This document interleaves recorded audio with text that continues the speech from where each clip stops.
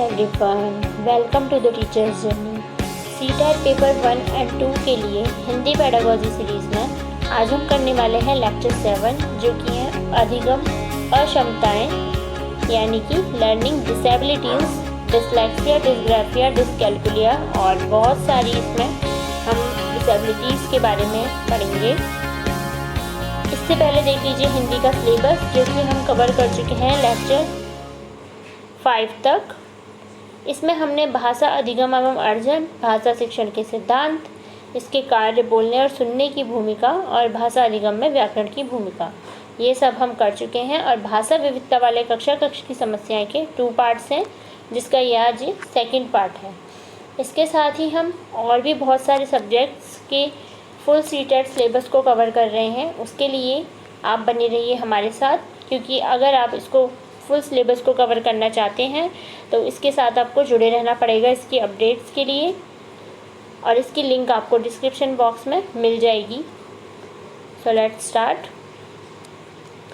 भाषा विविधता वाले कक्ष की समस्याएं।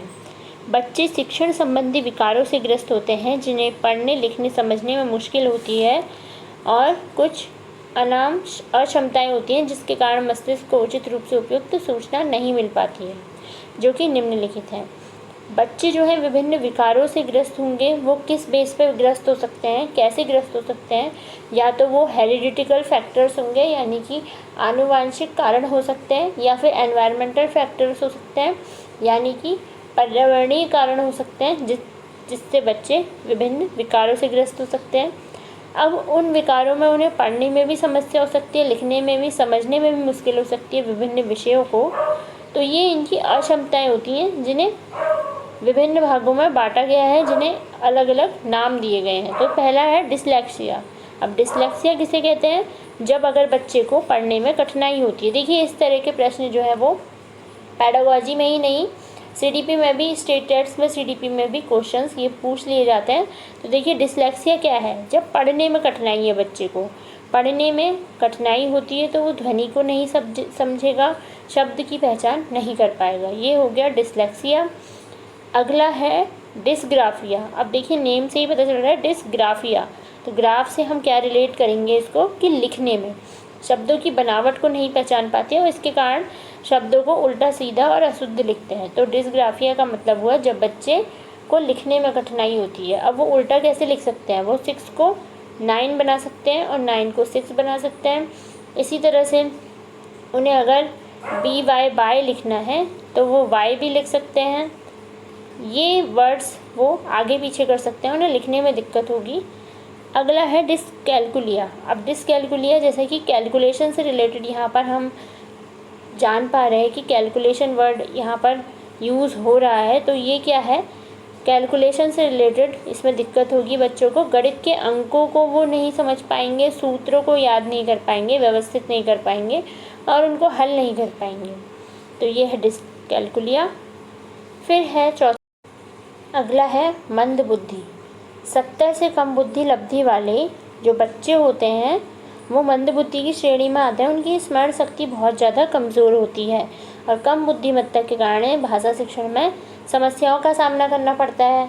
तो इंटेलिजेंस थ्योरी में हम पढ़ेंगे, टेबल वगैरह पढ़ेंगे और देखेंगे कि किस तरह से उपलब्धि के आधार पर कैटेगरीज बनाई गई हैं। तो यहाँ पर सिर्फ आप इतना जानिए कि जो मंद बुद्धि बालक होते हैं उनकी बुद्धि लब्धि 70 से कम होती है। अगला ADHD। ADHD मीन्स होता है attention deficit higher activity hyper activity disorder. Attention deficit hyper activity disorder. तो इसमें क्या होता है? बच्चे की एकाग्रता में कमी आ जाती है और बच्चे चंचल हो जाते हैं। तो वो ठीक से लिख पढ़ नहीं सकते, पढ़ने में उनका मन नहीं लगेगा, एक जगह पे बैठ नहीं सकते हैं और उनका ध्यान पढ़ने में नहीं रहेगा, वो इधर उधर देखेंगे। तो इससे रिलेटेड जो होता है ADHD। आगे है डिस्प्रैक्सिया। डिस्प्रैक्सिया में क्या होता है? मांसपेशियों पर नियंत्रण ना होने के कारण बच्चे हिलने डुलने और समायोजन यानी कि एडजस्टमेंट में भाषा सीखने और बोलने में कठिनाई महसूस करते हैं। यह एक शारीरिक गतिविधि से संबंधित विकार है।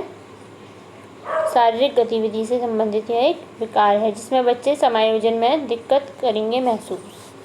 तो अगला है हमारा अफेजिया। अफेजिया में क्या होता है, बच्चे ठीक प्रकार से सुन नहीं पाते और दिशा निर्देशों का पालन नहीं कर पाते हैं। सुनने से रिलेटेड बच्चों को प्रॉब्लम होगी, तो ये होगा अफेजिया।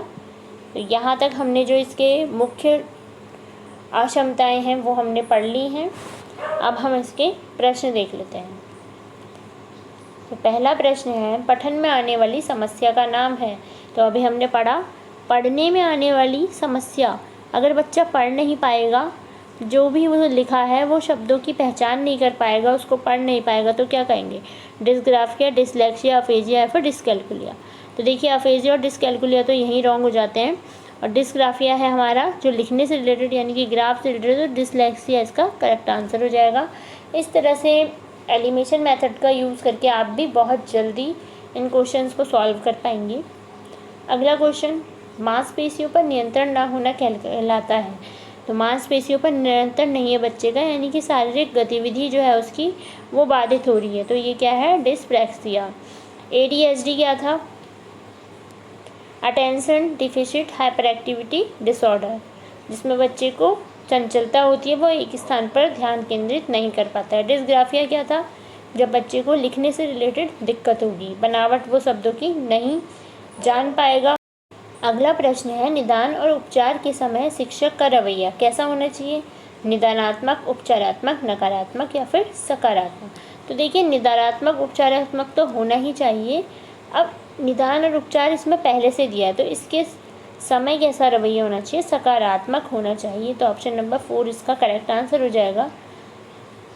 लास्ट क्वेश्चन, इसमें क्रम में अंतिम कौन सा है, कार्य के क्रम में अंतिम। तो सबसे पहले हम क्या करेंगे, व्यक्तिगत उपचार, सूची निर्माण, विद्यार्थी का चयन या फिर गृह कार्य की बारीकी से जांच। तो देखिए हम क्या करेंगे, सबसे पहले हम जो है वो पढ़ाने के लिए जाएंगे, तो सबसे पहले तो हम अपना मैटर तैयार करेंगे यानी कि प्रीएक्टिव फेज़। फिर हमारा होगा इंटरेक्टिव फेज़ जिसमें हम बच्चे को पढ़ाएंगे। उसके बाद हम क्या करेंगे, उसके बाद हम पूछेंगे, एवोल्यूशन करेंगे।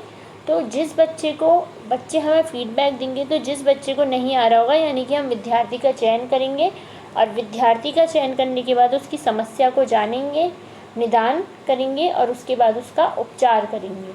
तो इस तरह से, और उसके बाद हम जब उसको पूरा समझा देंगे अच्छी तरह से, तो उसके बाद जो हमारा आखिरी बचता है वो कक्षा कार्य, गृह कार्य की बारीकी से जांच। तो ये हमारा अंतिम चरण हो जाएगा, क्योंकि ये सब हमारे पहले के चरण हैं। इसका करेक्ट आंसर यही है। देखिए हमने इस वाले चैप्टर से भी ये सब चीज़ें कवर कर ली हैं, और इसके साथ ही हम स्टार्ट करने वाले हैं मैथ्स की सीरीज़ और CTET 1 एंड CTET 2, तो उसे ज़रूर देखिएगा। Thank you so much.